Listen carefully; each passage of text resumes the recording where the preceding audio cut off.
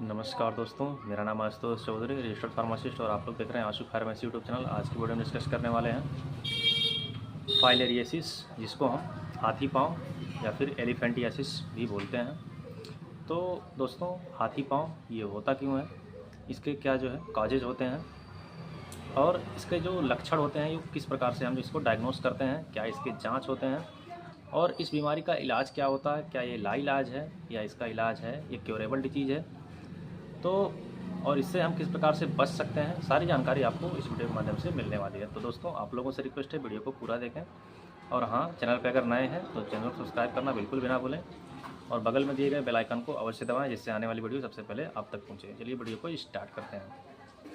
तो दोस्तों, एलिफेंटियासिस एक प्रकार से कम्युनिकेबल डिजीज़ है जो कि एक वेक्टर के माध्यम से फैलता है। वो वेक्टर होता है जो है मादा क्यूलेक्स मच्छर, जो कि दोस्तों जो है ये ट्रॉपिकल रीजियन में जो है ये मच्छर पाए जाते हैं, जिसको हम उष्णकटिबंधीय हिंदी में बोलते हैं।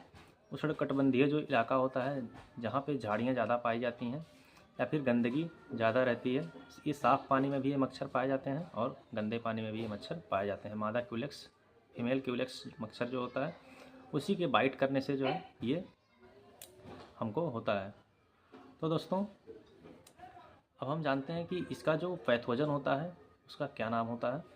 तो एक निमेटोड होता है जो कि धागे के आकार का होता है, उचरेरिया बेनकप्टाई इसका जो है निमेटोड्स होता है, इसका पैथोजन होता है। इसी के माध्यम से जो है हमारे शरीर में इन्फेक्शन काज होता है। तो दोस्तों, जिस पर्सन को एलिफेंटियासिस है उस पर्सन को मादा क्यूलेक्स मच्छर जब बाइट करेगा, वही मच्छर फिर आपको भी बाइट करता है।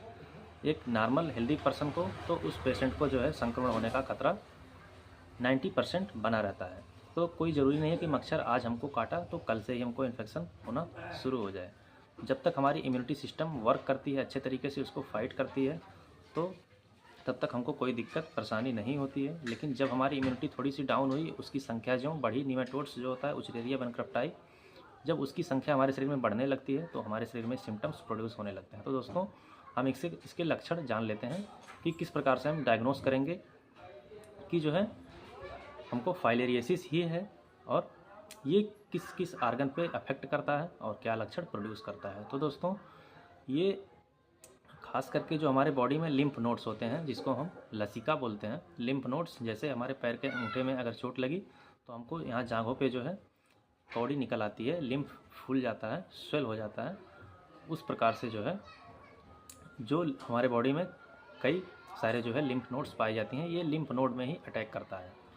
ये लिम्फ की ही डिजीज़ है, लिम्फ में ही अपने संख्या को इंक्रीज करता है और ख़ास करके रात्रि में जो है ये हमारे ब्लड में ये विचरण करता है, ब्लड में हमारे सर्कुलेट करता है।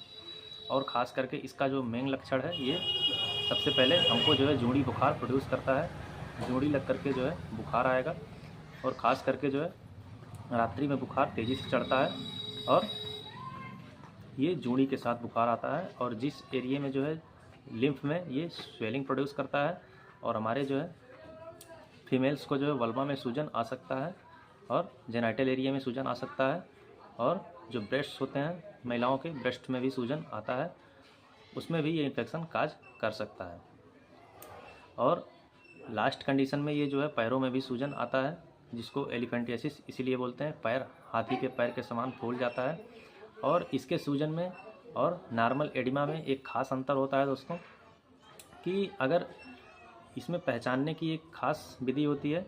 अगर नॉर्मल एडिमा का पैर है तो उसको आप दबाएंगे तो जैसे आटे, गूथा हुआ आटा होता है, उसको दबाएंगे तो वो जो है थोड़ी देर जो है मतलब वो दब जाता है। लेकिन जो ये आपका एलिफेंटियासिस वाला जो है सूजन होता है, इसमें जो है अगर आप दबाएंगे तो ये दबेगा तो, लेकिन तुरंत स्वेल हो जाएगा, आपको पता नहीं चलेगा, आपको महसूस नहीं होने देगा। लेकिन नॉर्मल एडिमा का जो पैर होता है, सूजन होता है, उसमें आप उंगली दबाएंगे, थोड़ा टाइम लगेगा उसको फिर भरने में। तो दोस्तों, अब हम जानते हैं इसके जो है लक्षण को हमने जान लिया। ये जोड़ी बुखार प्रोड्यूस करेगा और सूजन हमारे पैर में आ जाएगा, जेनाइटल एरिया में सूजन आ जाएगा और मेल्स जो होते हैं उनके स्क्रोटम में इपिडार्माइटिस काज कर सकता है, जो है लोग उसको हाइड्रोसील समझ के इग्नोर करते हैं। तो दोस्तों, इस प्रकार से इसका कुछ लक्षण होता है। तो दोस्तों, अब हम जानते हैं इसकी डायग्नोसिस हम किस प्रकार से करेंगे कि जो है फाइलेरियासिस ही है पेशेंट को, फाइलेरिया का ही इन्फेक्शन है, वुचरेरिया बैंक्रप्टाई का ही इन्फेक्शन है। तो दोस्तों उसके लिए पहले हम फिजिकली डायग्नोस करते हैं, जो हमने लक्षण बताया है, या आप फिजिकली इसको मैच करेंगे। उसके बाद अगर उससे आपको कंफर्म नहीं होता, कंफर्मेटरी टेस्ट जो होता है वो आपका ब्लड सैंपल लिया जाता है। और दोस्तों ब्लड सैंपल लेते समय एक खास बात ध्यान रखना होता है कि जो है ब्लड सैंपल रात्रि के समय जब पेशेंट सो जाता है उस समय सैंपल लेना चाहिए, क्योंकि जो वुचरेरिया बैंक्रप्टाई होता है ये रात्रि के समय ही ब्लड में विचरण करता है, अन्यथा ये लिम्फ नोड में ही अपना घर बनाए हुए रहता है और रात्रि के समय में ये ब्लड में हमारे जो है भ्रमण करता है। तो रात्रि के समय में जब हम जो है सैंपल लेंगे तो वो हमको अच्छा रिजल्ट प्रोड्यूस करेगा। तो दोस्तों अब हम बात करते हैं, अगर पेशेंट पॉजिटिव आ जाता है, वुचरेरिया बैंक्रप्टाई उसके ब्लड में प्रेजेंट होता है, तो हम उसको क्या इलाज देते हैं। तो इसके ट्रीटमेंट के बारे में अगर हम बात करें तो इसके ट्रीटमेंट के लिए हम पहले सिम्टोमेटिक ट्रीटमेंट पेशेंट का करते हैं। अगर बुखार आ रहा है तो उस कंडीशन में अगर कपकपी है तो कपकपी के टाइम पे हमको PCM वगैरह नहीं देना होता है। जब तक कपकपी उसका रिड्यूस ना हो जाए, कम ना हो जाए, तब तक हमको जो है NSAIDs ड्रग्स नहीं देनी होती है। नॉन स्टेरॉयडल एंटी इन्फ्लेमेटरी जो ड्रग्स होती हैं वो नहीं देनी होती हैं, क्योंकि पेशेंट का टेम्परेचर एक बैग डाउन हो जाएगा तो काफ़ी दिक्कत होगी। जब कपकपी उसकी बंद हो जाए तब हमको PCM या फिर एसिक्लोफेनेक डाइक्लोफेनेक कॉम्बिनेशन में जो है हमको कुछ देना चाहिए पेशेंट को, ताकि उसका बुखार नॉर्मल हो जाए। अगर उल्टी हो रही है तो उल्टी के लिए आपको देना है ओंडेस्ट्रान, ग्रेंडेस्ट्रान या फिर प्रोक्लोरपेराजिन, ये फार्मूला आप दे सकते हैं। अगर पेशेंट को पेट में दर्द हो रहा है तो डाइसाइक्लामिन, मेफेनमिक एसिड कॉम्बिनेशन में डोर्टावेरिन, ये आप दे सकते हैं पेशेंट को। और इसका जो एंटीफाइलेरियल ड्रग्स होती है डाइथाइल कार्बामेजिन, उस ड्रग को जो है हम पेशेंट को प्रिस्क्राइब करते हैं, उस ड्रग को हम देते हैं। डाइथाइल कार्बामेजिन जो ड्रग्स होती है इसका जो ब्रांड नेम होता है ये हेट्राजान या फिर बेनोसाइड कोड करके मार्केट में अवेलेबल मिल जाता है।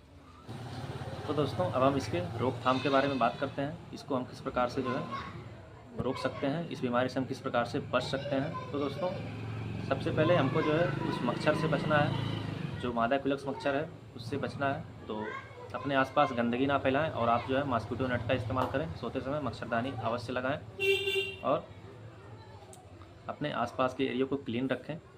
और जो सरकार के द्वारा चलाई गई एक जो है मिशन है जो कि फाइलेरिया मुक्त भारत, तो उसमें जो है हर साल जो है आशा बहुओं के माध्यम से जो है एक ड्रग्स वितरित की जाती है, एल्बेंडाजोल जिसमें होता है, और 3 गोली जो है होती है डाइथाइल कार्बामेजिन, हेट्राजान या फिर बेनोसाइड फोर्ट का जो फार्मूला होता है डाइथाइल कार्बामेजिन और एक एल्बेंडाजोल। ये 3 गोली हेट्राजान की और 1 गोली एल्बेंडाजोल, ये आपको जो है मतलब साल भर में एक बार आपको अवश्य लेना है। इससे जो है हम जो है फाइलेरिया बीमारी से बच सकते हैं। तो दोस्तों ये फाइलेरिया के बारे में जो है जानकारी आप लोगों को कैसी लगी तो कमेंट करके ज़रूर बताएं, और कोई क्वेरी हो तो कमेंट सेक्शन में आप अवश्य पूछें, मैं रिप्लाई अवश्य दूंगा। तो दोस्तों इसकी एक हमने बताई नहीं कि आपको जो है अगर फाइलेरिया हो जा रहा है या फिर हायर कंडीशन में फाइलेरिया पहुंच गया है तो ये अनक्यूरेबल डिजीज हो जाती है, इसको जो है क्योर करना जो है बहुत मुश्किल हो जाता है। ऑपरेशन के द्वारा डॉक्टर जो है उसको जो है जो लिम्फ भरा हुआ है वहाँ पे उसको खींच के निकाल लेते हैं, जिससे जो है सूजन कम हो जाता है कुछ दिन के लिए, फिर से वो सिम्टम्स प्रोड्यूस हो जाता है। और अगर गैंग्रीन डेवलप हो जाता है, काला हो जाता है, तो उस कंडीशन में जो है पैर को कटवाना भी पड़ सकता है। तो दोस्तों ये जानकारी आप लोगों को कैसी लगी कमेंट सेक्शन में जरूर बताएं। मिलते हैं नेक्स्ट वीडियो में, तब तक के लिए बाय बाय।